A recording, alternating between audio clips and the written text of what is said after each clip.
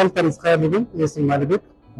Жыл басынан бастап мебель цехын ашу ойымызға келіп, жаңалықтардан жастарды қолдау мақсатында мемлекет тарапынан 2,5% несие беріліп жатқанын естіп, агрокредиттік корпорацияға жүгініп, консультация алдық. Консультация алу барысында 5 миллионға дейін кредит беріліп, 12 ай каникул болатынын білдік.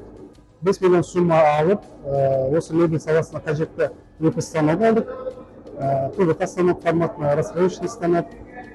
Қазіргі таңда өзіміздің жұмысымызды бастап кеттік. Қазір біздің кәсіпорында 12 адамға жуық адам жұмыс жасайды.